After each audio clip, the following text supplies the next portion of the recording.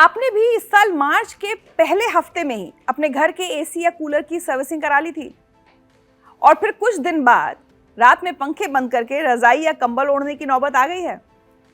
अगर हाँ, तो यकीन मानिए आप अकेले नहीं हैं। इस साल मार्च का मौसम सभी को कंफ्यूज कर रहा है। महीने की शुरुआत में जिस चुभती हुई गर्मी और लू ने पसीने छुड़ा दिए थे, अचानक मार्च में ही आसमान से भारी ओले और बर्फ गिरने लगी। आखिर मौसम का मिजाज अचानक इतना क्यों बदल गया? आप देश के किसी भी हिस्से का हाल देख लीजिए। ऊपर जम्मू कश्मीर और पंजाब में जहां अचानक ओलावृष्टि और कड़ाके की ठंड पड़ी, वहीं गुजरात और महाराष्ट्र में शुरुआत की चिलचिलाती धूप अचानक आंधी और बारिश में बदल गई। ऐसा लग रहा है जैसे पूरे देश का वेदर सिस्टम हैक हो गया है। आमतौर पर मार्च का महीना एक पुल की तरह होता है जो हमें धीरे धीरे और आराम से सर्दी से गर्मी की तरफ ले जाता है, लेकिन इस बार ऐसा लग रहा है जैसे मौसम का गियर काम नहीं कर रहा। बिना किसी चेतावनी के सीधा सर्दी से भयंकर गर्मी और फिर वापस तेज बारिश और तूफान के बाद सर्दी। अब आप सोच रहे होंगे कि इसमें इतनी बड़ी खबर क्या है? मौसम में बदलता रहता है, लेकिन ये सिर्फ आपके और हमारे सर्दी गर्मी महसूस करने की बात नहीं है। ये खबर आपकी जेब, आपकी थाली और देश की अर्थव्यवस्था से भी जुड़ी है। इस अजीब और बेमौसम बरसात की मार हमारे किसानों, खेतों में तैयार खड़ी गेहूं सरसों की फसल और रसोई के बजट पर पड़ने वाली है। तब सबसे बड़ा सवाल ये उठता है कि क्या ये सब सिर्फ एक आम मौसमी घटना है? क्या बादल यूं ही आ गए और बरस गए, या फिर इसके पीछे कोई बहुत बड़ा ग्लोबल सिस्टम काम कर रहा है? इस बिगड़ते और खतरनाक होते मौसम के पीछे भूमध्य सागर से लेकर बंगाल की खाड़ी तक बहुत बड़ा खेल चल रहा है। आज हम इसी गुत्थी को सुलझाएंगे। इस खेल और हवाओं के युद्ध को समझने के लिए सबसे पहले आंकड़ों को समझना होगा। तो आईएमडी यानी मौसम विभाग के ताजा डेटा पर नजर डालते हैं जो पूरी तस्वीर साफ कर देता है। अगर आप इस साल फरवरी के आखिरी हफ्ते से लेकर मार्च के शुरुआती दिनों का रिकॉर्ड देखेंगे तो सच में हैरान रह जाएंगे। 26 फरवरी से 4 मार्च के बीच पूरे भारत में सामान्य से 86% कम बारिश दर्ज की गई। इसके बाद वाले हफ्ते में यानी 5 मार्च से 11 मार्च के बीच तो हालात और भी डरावने हो गए। इस दौरान पूरे देश में बारिश का आंकड़ा -92% पर पहुंच गया, मतलब 92% कम बारिश। यही वो वक्त था जब हम सबको लग रहा था कि इस बार की गर्मियां तो मार्च में ही झुलसा कर रख देंगी। ऐसा लग रहा था जैसे लू चलने लगी है। जब बारिश -92% होती है तो असर सिर्फ तापमान पर नहीं पड़ता, जमीन सूखने लगती है, मिट्टी में नमी खत्म हो जाती है और किसानों के माथे पर चिंता की लकीरें गहरी हो जाती हैं। उस वक्त सबको यही डर सता रहा था कि अगर मार्च में ही यह हाल है तो मई जून की भयंकर गर्मी में क्या होगा। लेकिन फिर आता है इस पूरी कहानी का सबसे बड़ा टर्निंग पॉइंट। 12 मार्च को मौसम रिवर्स गियर में चला गया। आसमान का रंग बदलता है और हवाओं का रुख पूरी तरह पलट जाता है। 12 मार्च से 18 मार्च वाले हफ्ते में मौसम ने ऐसा यू टर्न लिया जिसकी किसी ने कल्पना भी नहीं की होगी। जो बारिश एक हफ्ते पहले -92% पर थी, वो अचानक 66% ज्यादा हो गई, 66%। यानी इस एक हफ्ते में पूरे भारत में सामान्य से 66% ज्यादा पानी बरसा। एक झटके में सूखे से सैलाब वाले हालात बन गए। गर्मी और लू की जगह अचानक ओलावृष्टि और तूफानी हवाओं ने ले ली। लेकिन सबसे ज्यादा डराने वाले आंकड़े तो पूर्वी और पूर्वोत्तर भारत से सामने आए। बंगाल, सिक्किम और उससे सटे इलाकों में कुदरत का बिल्कुल अलग और भयानक रूप देखने को मिला। उसी 12 से 18 मार्च के हफ्ते में पूर्वी भारत में सामान्य से 267% ज्यादा बारिश हुई। अब आप खुद सोचिए, जहां एक हफ्ते पहले तक आसमान से एक बूंद पानी नहीं गिर रहा था, गर्मी लगातार बढ़ रही थी, वहां अचानक सामान्य से लगभग 3 गुना ज्यादा पानी बरसने लगे तो जमीन पर क्या हाल होगा? ये कोई हल्की फुल्की रिमझिम बारिश नहीं थी जिसका बालकनी में बैठकर मजा लिया जाए। ये अपने साथ मोटे मोटे ओले, कड़कड़ाती बिजली और तेज आंधी लेकर आई थी। पूर्वी भारत के लिए 267% का आंकड़ा मौसम का कोई आम डेटा नहीं है। ये उन किसानों की बर्बादी का नंबर है जिनकी फसलें कटने के लिए बिल्कुल तैयार खड़ी थी। तो आखिर 11 मार्च की रात और 12 मार्च की सुबह के बीच आसमान में ऐसा क्या हुआ? ऐसा कौन सा स्विच ऑन हो गया जिसने पूरे देश के मौसम को इस तरह पलट कर रख दिया? तो मार्च के मौसम को हैक करने वाले मास्टरमाइंड का नाम है पश्चिमी विक्षोभ। आपने टीवी या अखबारों में मौसम की खबरों में वेस्टर्न डिस्टर्बेंस शब्द सुना या पढ़ा होगा। सुनने में बहुत भारी और टेक्निकल लगता है, लेकिन अगर आसान भाषा में समझें तो ये और कुछ नहीं बल्कि आसमान में बहुत ऊंचाई पर बहने वाली हवाओं की विशाल नदी है।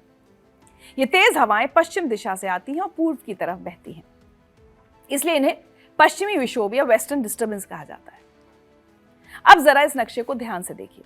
हमारे देश से हजारों किलोमीटर दूर यूरोप के नीचे और अफ्रीका के ऊपर बहुत बड़ा समंदर है। इस विशाल समंदर को भूमध्य सागर या मेडिटेरेनियन सी कहते हैं। भारत में सर्दियों के मौसम में जो भी बारिश होती है उसकी पूरी कहानी इसी समंदर से शुरू होती है। जब भूमध्य सागर के ऊपर बड़े बड़े तूफान उठते हैं तो ये तेज हवाएं वहां से भारी मात्रा में नमी यानी पानी की भाप को ऊपर उठा लेती हैं।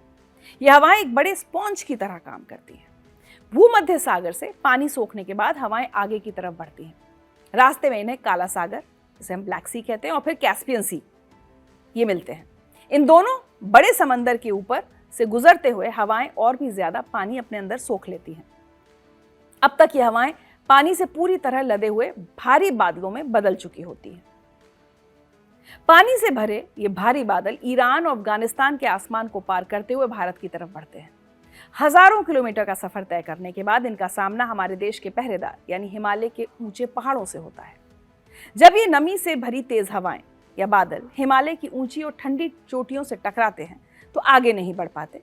मजबूर होकर बादलों को अपना सारा पानी उत्तर और उत्तर पश्चिम भारत के इलाकों में गिराना पड़ता है। यही वो सिस्टम है जिसकी वजह से हमारे यहाँ सर्दियों में बारिश होती है और पहाड़ों पर बर्फ गिरती है। ये पानी हमारे किसानों के लिए, खासकर रबी की फसल के लिए, किसी संजीवनी से कम नहीं होता। लेकिन अब सबसे बड़ा सवाल यह है कि इस बार ऐसा क्या हुआ कि इस संजीवनी ने ही तबाही मचा दी। इसे समझने के लिए हमें थोड़ा पीछे जाना होगा। पिछले साल यानी नवंबर 2025 से ही मौसम का सिस्टम बहुत ज्यादा कमजोर पड़ गया था। भूमध्य सागर से जो हवाएं भारत आ रही थी उनमें ना तो कोई रफ्तार थी और ना ही ज्यादा नमी। नवंबर 2025 से लेकर इस साल फरवरी के अंत तक ये पश्चिमी विक्षोभ बेहद सुस्त रहे। इसी वजह से हमारे यहाँ सर्दियों में जो बारिश होनी चाहिए थी वो लगभग गायब रही और पहाड़ों पर बर्फबारी भी ना के बराबर हुई। जब लगातार कई महीनों तक बारिश नहीं हुई तो जमीन पूरी तरह सूख गई, हवा में नमी बिल्कुल खत्म हो गई और इसी सूखेपन की वजह से मार्च की शुरुआत में ही आसमान से आग बरसने लगी। भारत के कई राज्यों में अचानक भयंकर लू चलने लगी और तापमान सारे रिकॉर्ड तोड़ने लगा। लेकिन फिर इस कहानी में एक बड़ा और खतरनाक ट्विस्ट आता है। 13 मार्च और 18 मार्च को मौसम ने अपना सबसे खौफनाक पत्ता फेंका। अचानक दो बहुत ही ताकतवर पश्चिमी विक्षोभ एक के बाद एक भारत की सीमा में दाखिल हुए। दोनों ही सिस्टम अपने साथ विदेशी समंदर से बेशुमार पानी और नमी लेकर आए थे। महीनों से सूखी पड़ी और गर्मी से तप रही जमीन पर ओलों के साथ बारिश हुई और बर्फीली हवाएं चलने लगी। ये बिल्कुल वैसा ही था जैसे किसी गर्म तवे पर ढेर सारा ठंडा पानी डाल दिया जाए। इस भयंकर टकराव से वायुमंडल में जोरदार रिएक्शन हुआ। इसी झटके का नतीजा था कि सिर्फ बारिश नहीं हुई बल्कि आसमान से बिजली गिरी, तेज आंधी आई और बड़े बड़े ओले बरसे। अब तक इस कहानी को सुनकर आपको लग रहा होगा कि सारी तबाही के पीछे सिर्फ पश्चिमी विक्षोभ का ही हाथ है, लेकिन मौसम विज्ञान की दुनिया इतनी भी सीधी नहीं है। आईएमडी के वैज्ञानिकों का कहना है कि आसमान में बहुत बड़ा खेल चल रहा था जिसने आम सी बारिश को खतरनाक और जानलेवा तूफान में बदल दिया। पश्चिमी विक्षोभ तो सिर्फ एक ट्रिगर था, एक चिंगारी थी। असली धमाका तो तब हुआ जब हमारे वायुमंडल के निचले हिस्से में हवाओं का बड़ा बवंडर बन गया। विज्ञान की भाषा में इसे लोअर ट्रोपोस्फियर में बना चक्रवाती घेरा कहते हैं। अगर इसे बिल्कुल आसान भाषा में समझें तो यह हमारे सर के ठीक ऊपर आसमान में मौजूद हवाओं का विशाल भंवर था। यह चक्रवाती भंवर बड़े वैक्यूम क्लीनर की तरह काम कर रहा था। यह अपने आसपास मौजूद हर चीज को, खासकर हवा और नमी को, अपनी तरफ बहुत तेजी से खींचने लगा था। और यहीं से शुरू होता है आसमान में हवाओं का वो महायुद्ध जिसने जमीन पर मौसम बदल दिया। एक तरफ पश्चिमी विक्षोभ अपने साथ यूरोप और मिडल ईस्ट से बर्फीली और ठंडी हवाएं लेकर आया और दूसरी तरफ इस चक्रवाती भंवर ने दक्षिण और पूर्व से दिशा से आने वाली गर्म हवाओं को अपनी तरफ खींचना शुरू कर दिया, जो बंगाल की खाड़ी और अरब सागर के ऊपर से आ रही थी और अपने साथ समंदर का ढेर सारा पानी यानी भारी नमी लेकर आ रही थी। अब आप खुद सोचिए आसमान में क्या स्थिति बन गई होगी। एक तरफ जमा देने वाली ठंडी हवाएं और दूसरी तरफ नमी से भरी गर्म हवाएं तेजी से एक दूसरे की तरफ बढ़ रही थी। जब ये दोनों बिल्कुल उल्टे मिजाज वाली हवाएं मध्य भारत और उत्तर पश्चिम भारत के ठीक ऊपर आपस में टकराई तो आसमान में महातूफान बन गया। ये कोई आम मौसमी टकराव नहीं था। गर्म और नमी वाली हवाएं हमेशा हल्की होती, इसलिए टक्कर के बाद वो बहुत तेजी से ऊपर की तरफ उठने लगी। ऊपर जाते ही उन्हें पश्चिमी विक्षोभ की जमा देने वाली भयंकर ठंड मिल गई, जिस कारण हवा में मौजूद पानी की बूंदों को बारिश बनकर नीचे गिरने का मौका नहीं मिला। वो सारा पानी आसमान में ही जम गया और बर्फ के बड़े बड़े टुकड़ों में बदल गया और फिर ग्रेविटी के कारण ये बर्फ के गोले भारी होकर जमीन पर आ गिरे। यही वो बड़ी वैज्ञानिक वजह है जो देश के बड़े हिस्सों में सिर्फ पानी नहीं बरसा बल्कि भयानक ओलावृष्टि भी हुई, जिसका सबसे ज्यादा असर खेतों में लहलहाती फसलों पर पड़ा। मौसम विभाग के मुताबिक ये चक्रवाती घेरा आमतौर से ज्यादा समय तक अपनी जगह पर टिका रहा, इसलिए ओलों और बारिश का दौर कई दिन तक चलता रहा। अब तक हमने उत्तर और मध्य भारत में हुए हवाओं के बड़े टकराव को समझा, लेकिन पूर्वी भारत में जो हुआ उसकी कहानी और उसका विज्ञान बिल्कुल अलग है। अब तक हमने उत्तर और मध्य भारत की बात की। आपको वो डराने वाला आंकड़ा याद है जो मैंने आपको वीडियो की शुरुआत में बताया था, भाई 267% ज्यादा बारिश वाला आंकड़ा। आखिर पश्चिम बंगाल, सिक्किम और इसके आसपास के राज्यों में ऐसा क्या हुआ जो वहां आसमान टूट पड़ा? इस इलाके में हुई भीषण बारिश के पीछे सिर्फ दिल्ली या उत्तर भारत वाला वेदर सिस्टम जिम्मेदार नहीं था। पूर्वी भारत में एक और लोकल विलेन भी पूरी ताकत से काम कर रहा था। मौसम विज्ञान की भाषा में इसे नॉर्वेस्टर्स कहा जाता है। पूर्वी भारत, खासकर बंगाल और उड़ीसा में लोग इसे काल बैसाखी के नाम से बहुत अच्छी तरह से जानते हैं। इसके नाम में ही काल जुड़ा है, यानी ये ऐसी स्थानीय तूफानी हवाएं हैं जो तबाही लेकर आती हैं।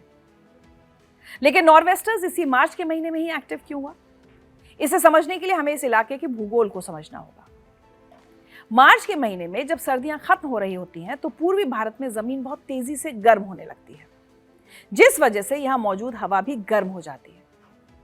विज्ञान का नियम है कि गर्म हवा हल्की होती है और वो बहुत तेजी से आसमान की तरफ उठने लगती है, जैसा मैंने थोड़ी देर पहले भी बताया था। अब इस इलाके की लोकेशन देखिए। बंगाल की खाड़ी बिल्कुल इसके नीचे है। जब गर्म हवा ऊपर उठकर खाली जगह बनाती है तो समंदर से आने वाली हवाएं उसे भरने के लिए आ जाती हैं। दिन भर ये उथल पुथल चलती है और शाम होते होते आसमान अचानक स्याह काला पड़ जाता है।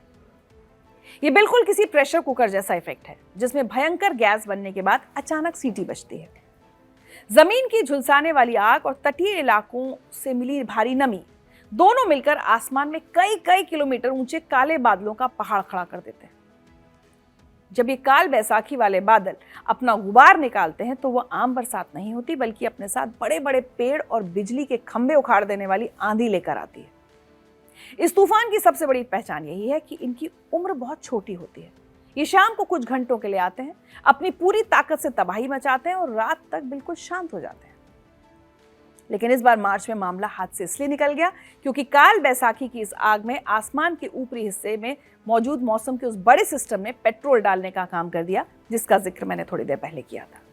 काल बैसाखी की गर्मी और बाहर से मिले एक्स्ट्रा दबाव ने मिलकर पश्चिम बंगाल और सिक्किम में 267% तक बारिश कर दी। आसमान में हवाओं की जो जंग लड़ी गई उसका सबसे ज्यादा नुकसान जमीन पर बैठे हमारे किसानों को चुकाना पड़ा। जब शहरों में लोग अपने घरों की खिड़की से इस बेमौसम बारिश का वीडियो बना रहे थे, तब किसान अपनी महीनों की मेहनत को बर्बाद होते देख रहे थे। मार्च का महीना खेती किसानी के लिए बहुत ज्यादा नाजुक वक्त होता है। यही वो समय है जब रबी की फसलें, खासकर गेहूं, सरसों और चना, पककर कटने के लिए बिल्कुल तैयार खड़ी होती हैं। किसान बस अपनी दराती या मशीन लेकर खेत में उतरने की तैयारी में होते हैं। इस वक्त गेहूं की बालियों में पूरी तरह से दाना भर चुका होता है, जिससे पौधे का वजन सबसे ज्यादा होता है। ऐसे नाजुक समय में जब अचानक तेज आंधी आती है और आसमान से मोटे मोटे ओले गिरते हैं तो ये भारी फसलें जमीन पर बिछ जाती हैं। खेत में पानी और कीचड़ के बीच गिरी हुई फसल को काटना और उसमें से साफ अनाज निकालना बेहद मुश्किल हो जाता है। ये मान लीजिए नामुमकिन हो जाता है। इसके अलावा ओले गिरने की वजह से सरसों की पकी हुई फलियां टूटकर खेत में ही बिखर जाती हैं। चने के पौधे पर लगे फूल और कच्चे दाने तेज हवा से झड़ जाते हैं। यानी किसान की पिछले 6 महीने की लागत, उसका पसीना और उसके पूरे परिवार की उम्मीदें सब कुछ चंद घंटों की ओलावृष्टि से मिट्टी में मिल जाते हैं। लेकिन ये सोचकर आगे मत बढ़िए कि सिर्फ किसान का नुकसान है। इसका असर आपके घर तक कैसे पहुंचेगा, अब उसे समझिए। जब कई राज्यों के अंदर लाखों हेक्टेयर फसल बर्बाद होती है तो उसका असर देश की मंडियों पर पड़ता है। मंडियों में नया और साफ अनाज पहुंचने की रफ्तार और सप्लाई कम हो जाती है। हो सकता है आने वाले कुछ दिनों में आपको इसका असर देखने को मिले। आटे, दाल और सरसों के तेल के दाम बढ़ सकते हैं। अब यहाँ बहुत ही गंभीर सवाल खड़ा होता है, क्या मार्च में चिलचिलाती गर्मी के बाद ओले गिरना सिर्फ इस साल की इकलौती घटना है? दुनिया भर के मौसम वैज्ञानिक और क्लाइमेट एक्सपर्ट्स ने जो जवाब दिया है वो सोचने पर मजबूर कर देता है। उनका कहना है कि ग्लोबल वार्मिंग और जलवायु परिवर्तन अब भविष्य की चेतावनी नहीं रह गए हैं। कार्बन उत्सर्जन की वजह से धरती का तापमान लगातार बढ़ रहा है। इसी वजह से हमारे समंदर जरूरत से ज्यादा गर्म हो रहे हैं। समंदरों के बढ़ते तापमान की वजह से पश्चिमी विक्षोभ जैसे पुराने वेदर सिस्टम कंफ्यूज और हिंसक हो गए हैं, वायलेंट हो गए। कभी महीनों तक सूखा रहता है तो कभी एक ही दिन में महीने भर का पानी बरस जाता है। तो अब सवाल है कि क्या मौसम का ये खतरनाक ड्रामा खत्म हो गया है? क्या अब हम वापस अपनी आम दिनचर्या और उसी गर्मी वाले मोड में लौट सकते हैं? तो दुर्भाग्य से इसका जवाब है बिल्कुल नहीं। मौसम विभाग ने मार्च के बाकी बचे दिनों के लिए नई और गंभीर चेतावनी जारी कर दी है। आईएमडी के मुताबिक 2 नए पश्चिमी विक्षोभ बहुत तेजी से भारत की तरफ बढ़ रहे हैं। ये वेस्टर्न डिस्टर्बेंस फिर से मौसम का मिजाज बिगाड़ सकते हैं। इस बार इनका सबसे ज्यादा असर पूर्वी और दक्षिणी हिस्सों पर पड़ने वाला है।